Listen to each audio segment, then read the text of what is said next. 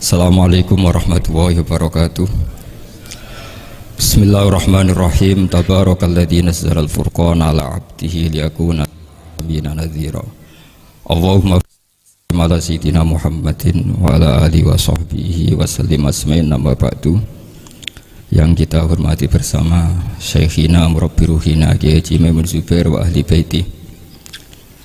Juga gak lupa Mas Hakim sebagai direktur atau termasuk penguasa ya, penguasa TV 9 yang tadi mempromosikan TV 9. Karena ini nuansanya seminar, maka saya punya pemikiran yang berbeda biar kesannya itu udah kong kali kong. Saya melihat bahwa kita ini sudah subjek bukan objek. Karena setahu saya santri-santri itu misalnya ngapalkan alfiah capek terus manfaatkan lihat sinetron, jadi mereka itu alat untuk kita terhibur. Bukan kita diperalat sinetron, tapi kita memperalat sinetron.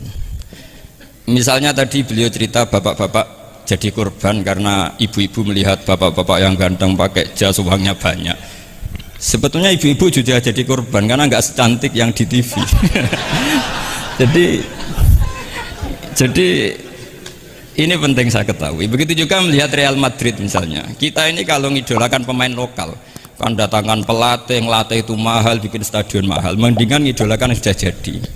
Lagi-lagi mereka kita jadikan objek dari keinginan kita yang nggak mau repot-repot, ya beli yang instan gitu. Jadi ini mungkin yang saya beda dengan beliau. Saya ini sering ketemu para dokter, para profesor di Jogja, bahkan saya bikin komunitas grup diskusi kematian. Itu profesor-profesor yang mau mati itu sering diskusi sama saya. Kenapa ini penting? Karena mereka bilang gini, Pak Bahak, dunia ini pasti kita tinggalkan saja, perumusnya banyak. Masa kematian yang kita songsong nggak ada perumusnya gitu. Makanya kita bikin tim perumus kematian.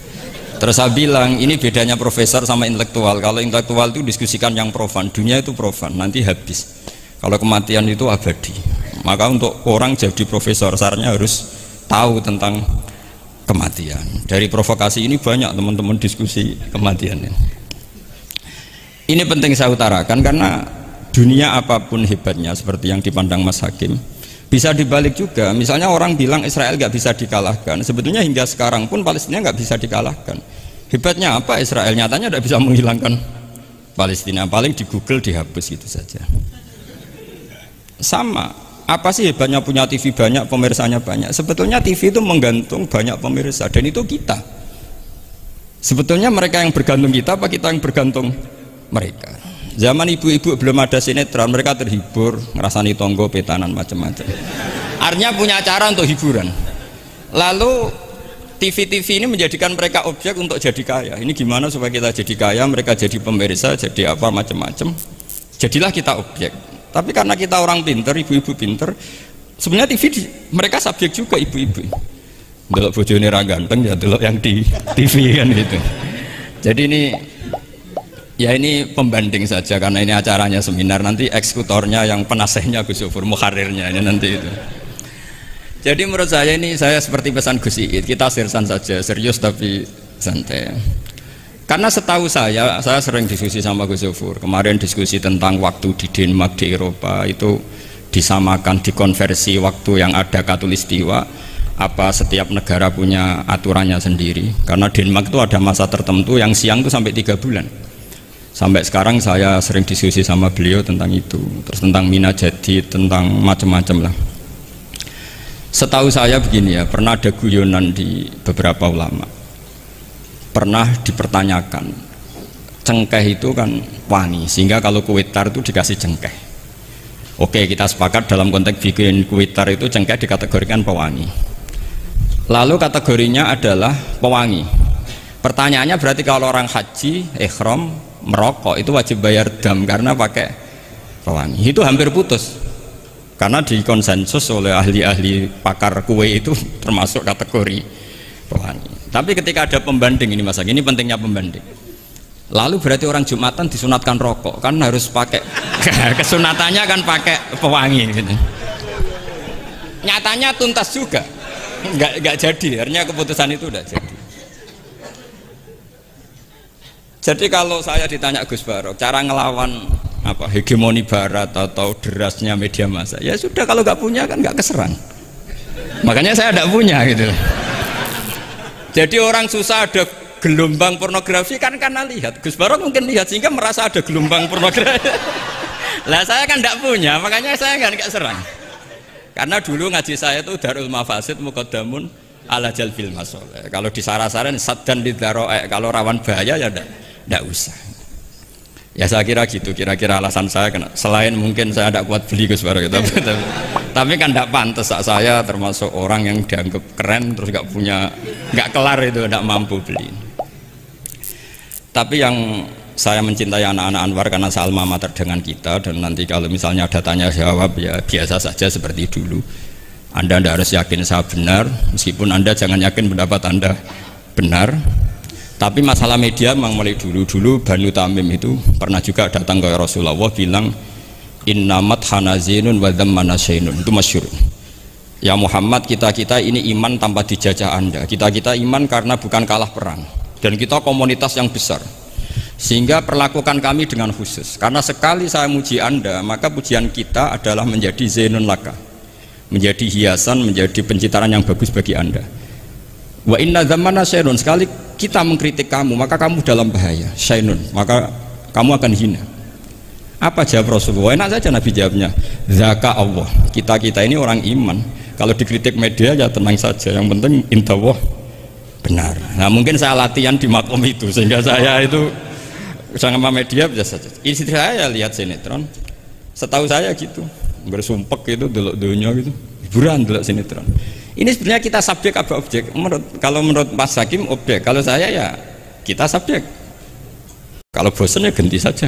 Kalau bosan ganti. Jadi kita yang memainkan mereka, bukan kita yang dimainkan mereka. Wong yang pegang remote kita. Nah, saya kira ini yang ringan-ringan saja, seperti pesan Gus Iyad tadi, sersan itu serius tapi santai. Ya biasa saja menurut saya, ini zaman nggak bisa dilawan ya. Saya juga beberapa kali ketemu menteri, ketemu pejabat ya, kita sering diskusi. Kadang-kadang mereka bilang, Gus, mbok ya usul tentang sebetulnya tata negara itu kayak apa. Saya bilang ini basa-basi, ada pakarnya, tata negara itu sudah ada pakarnya. Kalau sampean tanya tata akhirat, saya jelaskan. Terus, ya tata akhirat itu kamu di dunia harus sujud. Dunia ini nanti profan, jabatan menteri itu profan. Kalau akhirat itu abadi. Akhirnya ngaji sama saya. Enggak bab itu tapi. Ini penting, bagaimanapun kita umatnya Nabi yang diamanati menyelamatkan umat ini sampai dunia akhirat. Kalau yang di dunia sudah ada spesialis ya kita terima, bagaimanapun orang Islam itu kalau bisa ya fit dunya hasanah. Tapi yang sudah agak-agak berKTP akhirat kayak saya jangan dipaksa. Ini penting ya, karena memang ayatnya wafil akhirati hasanah gitu. Jadi kita tidak boleh hanya bicara kompetisi antar TV macam-macam. Kalau antar program pengajian mau saya, karena itu ya saya kira demikian. Ini penting ya pembanding itu, karena saya punya cerita ya, betapa Rasulullah SAW ini sangat-sangat akademik ya. Saya punya cerita agak serius. Setelah ini selesai, saya ini terakhir Gus Bara. Suatu saat ada seorang sahabat, ini yang disetujui atau diamini oleh para ahli tafsir. Dia perang gitu atau ditugaskan ke Nabi itu. Di kitab saya sahabat itu namanya Muhallam bin Jassamah. Saya nggak tahu kalau nama itu di kitab Anda karena beda kitab, namanya beda. Dulu itu kalau saya jago Tyson, kok Tyson kalah, oh di TV saya Tyson menang gitu. Tapi semenjak ada real time katanya nggak mungkin itu. Kalau Tyson menang ya menang semua. Tapi kalau kitab itu beda. Di ayat idza darabtum fi sabilillahi fatabayyanu itu. Kemudian Muhallam bin Jassamah ini membunuh satu orang. Di kitab saya namanya itu Amir bin Atbad. Setelah dibunuh, padahal orang ini setelah terdesak melafadzkan la ilaha illallah Muhammadur Rasulullah. Dalihnya ini kan tentang informasi juga ya, ini kaitannya masih informasi, saya bukan menyempal dari tema. Ditanya sama Rasulullah, kenapa kamu tetap bunuh padahal dia sudah melafadzkan la ilaha illallah? Kata dia, innama qalaha muta'awwidzan, dia melafadzkan itu karena muta'awwidzan saja, ingin berlindung dari serangan kita. Kata Nabi masih ya, Nabi itu kan nggak mudah terpancing emosi. Halla syaqaqta an batnik, bahwa kamu bedal ya, atau kamu bedah lah hatinya isinya kayak apa. Si si mulaham tadi masih balelo.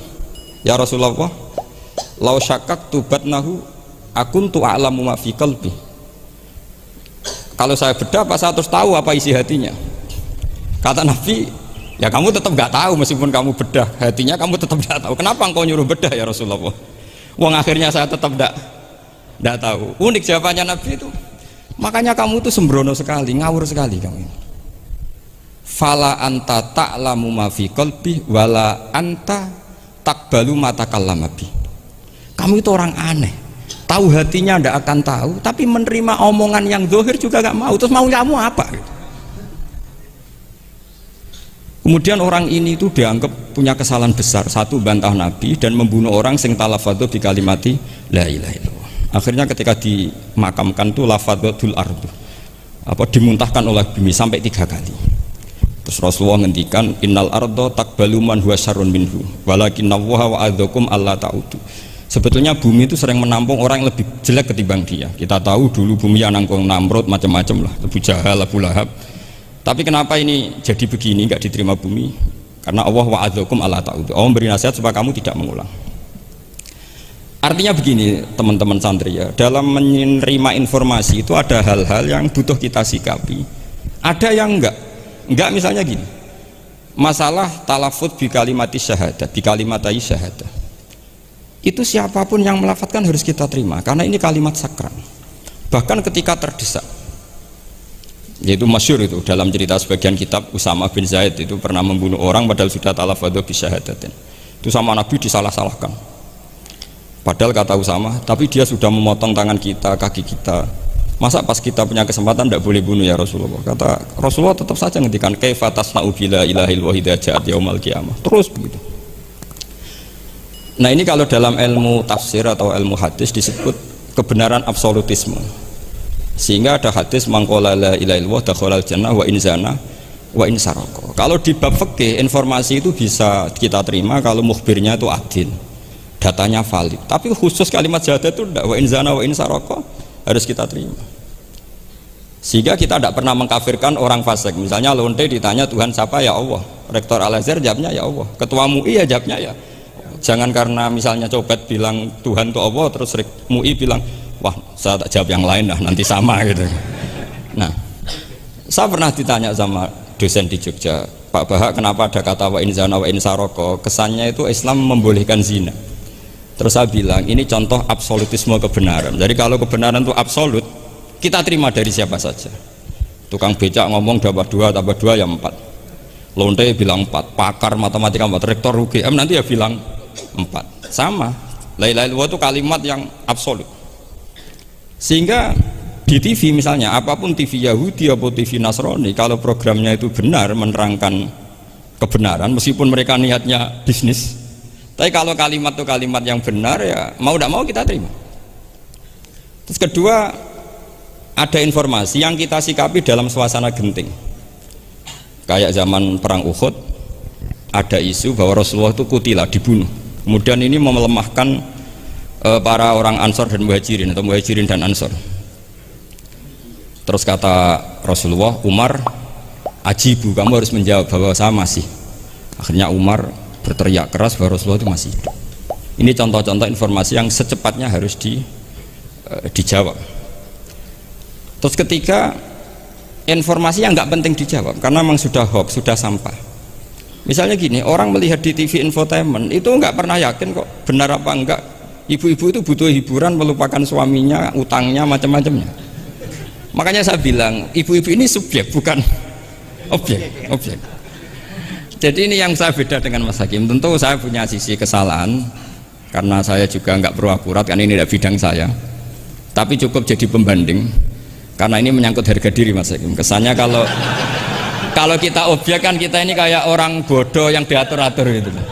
Tapi kalau subjek kan keren gitu, karena ya saya kira demikian. Assalamualaikum warahmatullahi wabarakatuh.